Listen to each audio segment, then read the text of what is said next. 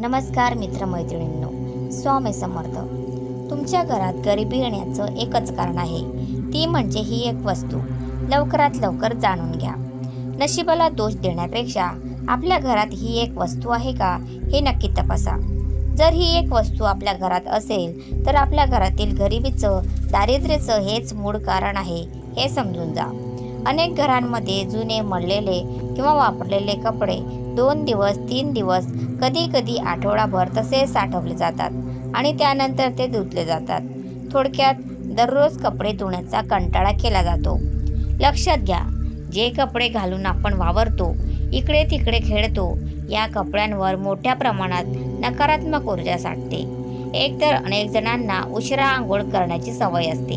ज्या घरातील लोक सकाळी लवकर उठतात, सकाळी लवकर आंघोळ घेतात, आपल्या घरातील थोरांचे आशीर्वाद घेतात, देवपूजा करतात, त्या घरात दारिद्र्यता कधीच नांदत नाही. ज्या घरात लक्ष्मी सातत्याने वाढत राहते, लक्ष्मीचा अखंड स्थायी वास तिथे निर्माण होतो. मात्र अनेक लोक उशिरा उठतात, उशिरा आंघोळ करतात आणि आंघोळ केल्यानंतर कालचे परवाचे वापरलेले मळकट झालेले कपडे पुन्हा पुन्हा घालतात. थोडक्यात जी नकारात्मकता आहे ते पुन्हा एकदा स्वतःवर ओढवून घेतात. धर्मशास्त्राने दररोज आंघोळ करण्यास, स्नान करण्यास यासाठी सांगितलेले आहे की जी काही नकारात्मक ऊर्जा आपल्यासोबत आलेली आहे ती नकारात्मक ऊर्जा दूर व्हावी. जी काही दरिद्रता आपल्या अंगाला चिकटलेली आहे ती निघून जावी. आंघोळ केल्यानंतर ही दरिद्रता तर निघून जाते, मात्र जेव्हा आपण आंघोळ करून कालचेच वापरलेले जुने कपडे प्रदान करतो तेव्हा आपण या दरिद्रता देवीस आमंत्रित करतो की ये आणि पुन्हा आमच्या नशिबावर स्वार हो. ही एक चूक अनेक घरांमध्ये दारिद्र्याचं, गरिबीचं कारण बनलेले आहे. अनेक गृहिणी 4-4, 5-5 दिवस कपड्यांसाठी करतात आणि नंतर तो एक साथ लॉन्ड्रीला किंवा वॉशिंग मशीनमध्ये किंवा जी कामवाली बाई असते कपडे धुणारी तिला ते दिले जातं. ही सर्वात मोठी चूक आहे आणि ज्या घरात हे वारंवार अशा प्रकारे घडतं, लक्षात घ्या, एक जुना मळकट कपडा आणि जेव्हा अशा कपड्यांचा थर वाढतो तेव्हा त्याची घनता आहे ती प्रचंड वाढते. दरिद्रतेचा खूप मोठा प्रभाव अशा वास्तूंमध्ये सतत निर्माण होत राहतो. एका कपड्याने, एका ड्रेसने इतकी दरिद्रतेची वाढ होणार नाही, त्याहून कित्येक पट जास्त वाढ या कपड्यांच्या ठिकाणी होतो. आणि म्हणूनच ही गोष्ट नेहमी लक्षात ठेवा, जी कपडे जीर्ण झालेले आहेत, खूप जुने झालेले आहेत, घालणे योग्य नाहीत आणि तरीही जर आपण या कपड्यांचा वापर करत असाल तर लक्षात घ्या, हे सुद्धा एक खूप मोठं कारण आहे दरिद्रताचा. तरी त्याचा आपल्या घरावर वावर होण्यासाठी खूप जुने झालेले, अगदी जीर्ण झालेले कपडे चुकूनही वापरू नका. यासोबत अजून एक गोष्ट, ज्या बाथरूममध्ये आपण कपडे धुतो, स्नान करतो, या बाथरूमचा दरवाजा सतत बंद असावा.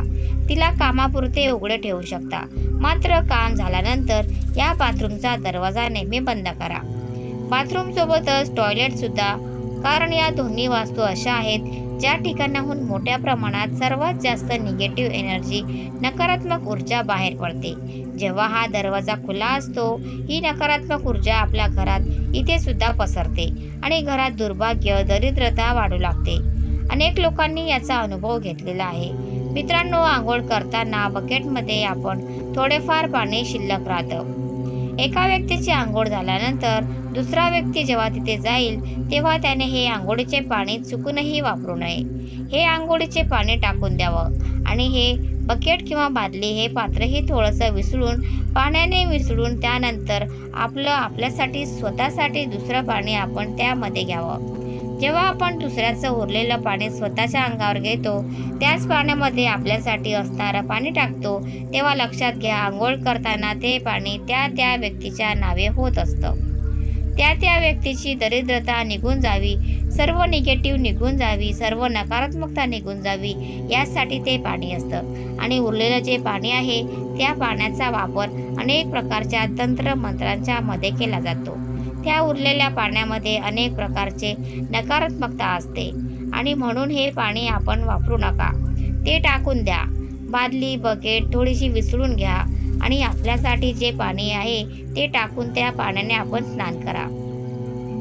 मित्रांनो, या छोट्या छोट्या गोष्टी कदाचित अनेक जणांना यावर विश्वास बसत नाही, मात्र आपण या गोष्टी करून बघा, तुम्हाला फरक पडलेला नक्की दिसून येईल. यासारख्या अनेक गोष्टी आम्ही सांगत असतो, जेणेकरून आपलं नशीब हे सुखी बनावं, समृद्ध बनावं. तर मित्रांनो, तुम्हाला आजची माहिती जर आवडली असेल तर कमेंटमध्ये नक्की सांगा आणि व्हिडिओला लाईक, शेअर आणि सबस्क्राईब करायला विसरू नका. धन्यवाद.